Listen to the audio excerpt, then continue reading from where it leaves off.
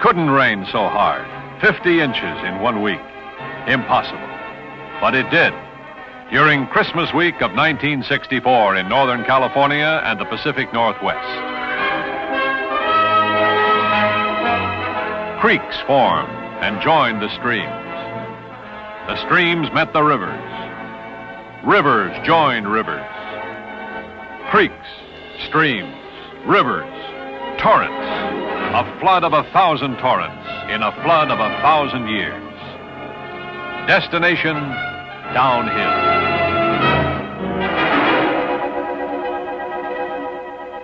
At dozens of locations, railroads were stopped cold by mudslides, rock slides, and washouts. Track was smashed, and bridges were gone. Answering emergency calls, Morrison Knudsen Company joined the railroads with task forces of construction men and machines throughout the West. On the Union Pacific, on the Western Pacific,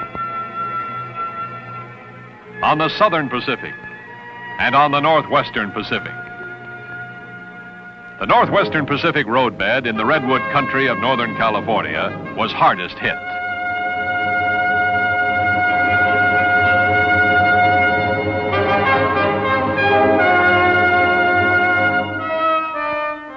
The logs of the redwoods joined the rivers and rushed toward the sea, right over the tracks of the railroad.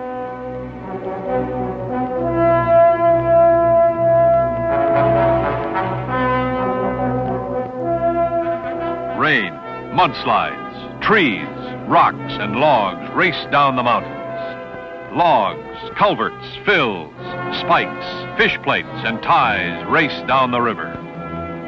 100 miles of roadbed, millions of dollars of investment, and years of work swept away in a week. A vital railroad lay flat on its back. No lumber trains today. For over 50 years, the Northwestern Pacific, part of the Southern Pacific system, has been a major factor in the economy of the Redwood Empire. So the men of the railroad rolled up their sleeves and took on the job of rebuilding almost a third of their roadbed. They took off their ties, they grabbed their hard hats, and they called on the men of MK.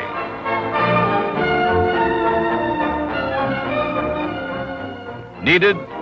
Construction men, construction machines, hundreds of them. Today, if possible. Tomorrow, for sure. You bet. For sure. Men and machines were dispatched from many MK jobs. Jobs like San Luis Dam in Central California, from a missile base in North Dakota, a construction camp from Yellowtail Dam in Montana. It was Christmas week, but not an MK man complained. They just went to work. The Northwestern Pacific grade follows the Eel River for 106 miles down the canyon. Completed in 1915, the construction of the section through the canyon required 4 years of work. 25 to 30 miles a year was good progress then, in the face of almost impossible barriers. Now, just to gain access, 30 miles of mountain trails have to be built to bring in shovels, trucks, rail cars, construction camps, and dozers. When the machines reached the river, the roadbed started to mend. Number one job, plug the gaps in the line.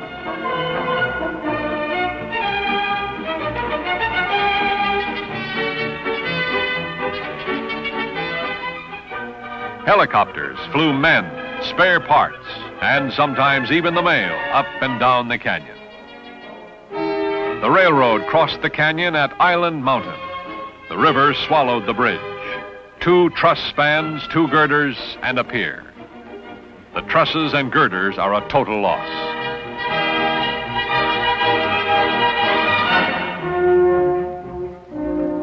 The rails once ran 84 feet above the river. The floodwaters rose higher than the tunnel. Impossible? No, downstream they crested even higher.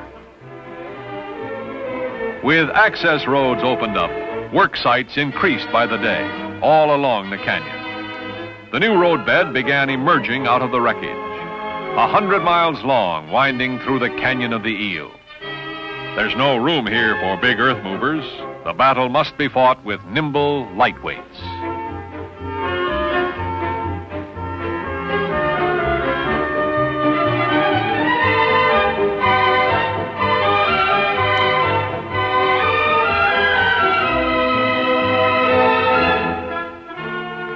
They came on the run from Montana, from Idaho, Washington, North Dakota, Southern California.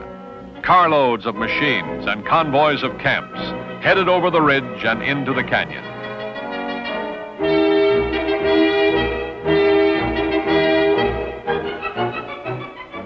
South Fork is downstream from Island Mountain Bridge.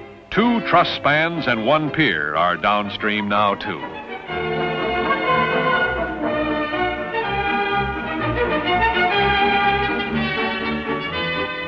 The trestle is for access, to build a new bridge pier out in the river. A bridge to build a bridge.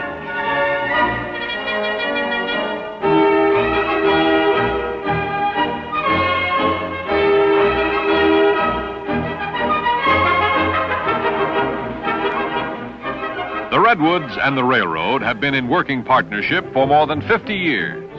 The rails carried most of the lumber and forest products to market. It's been a good marriage. In fact, a two-way lifeline. Now the lumber piles up, ready for market. But the 515 doesn't run today. The torrents washed out the job of many a man in the Redwoods. Mills operate about half throttle without rail service. Some of the Redwoods are the finest sources of clear lumber in all the world. So the lumber must go to market. Trucks helped out. But trucks are no match for 100-car trains rolling down the track and whistling round the bend. The redwoods, the trees that live forever, grow only along the Northern California coast. So to get the redwood rolling, first get the railroad running.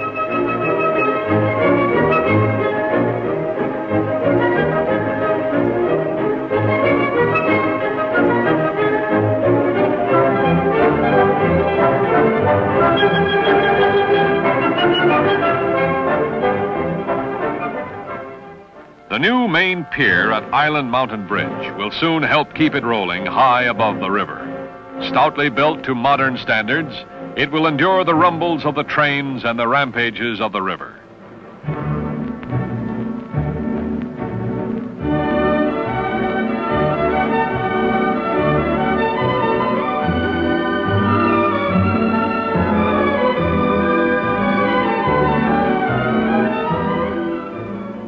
More than 475 MK men, 300 railroad men, and 250 units of construction equipment can round out a fair show of new roadbed in a month. And time is the trainmaster today.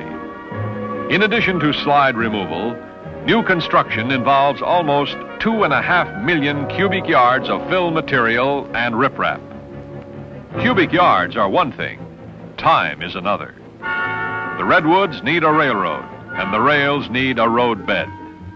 The men of MK build the grade, down the rugged, twisting canyons of the Eel, down the canyon for 100 miles, and knock off only on Sunday.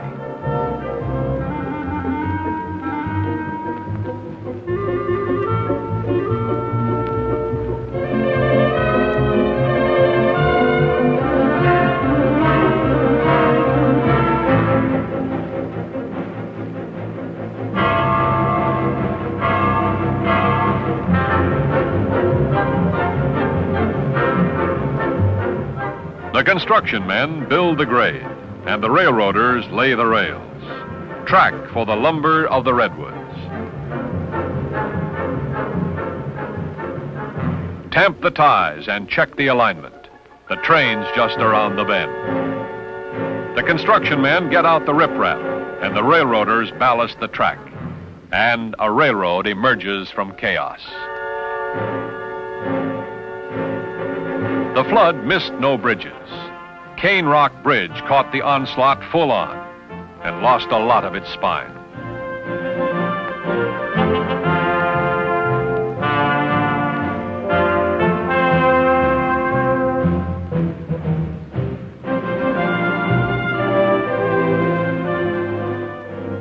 down the river, into the woods, and the bridges jump the canyon.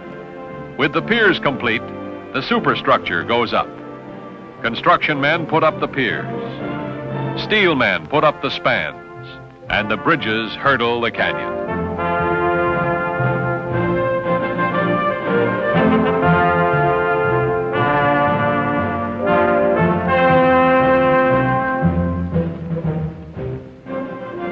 South Fork is the last bridge in the canyon.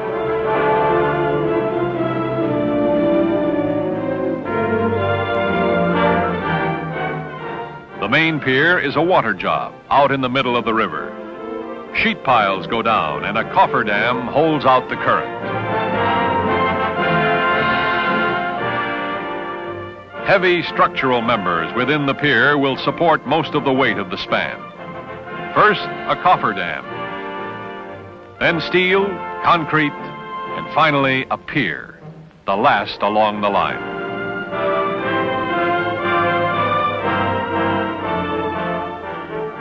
The three new bridges will help sustain the lumber economy of the Redwood Empire. The railroad men rolled up their sleeves. The construction men rolled up their machines, and a new roadbed came down the canyon. On June 16, 1965, the Northwestern Pacific came back into service, only 177 days after beginning the most monumental repair job in railroad history. A job to remember. 177 days, 100 miles of new roadbed with ballast, ties, rails, bridges, and one ceremonial golden spike.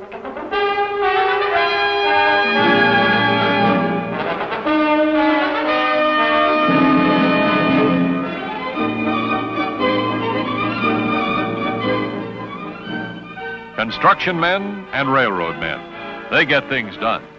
Together, they wrote a new timetable for a new era in the partnership of the rails and the redwoods.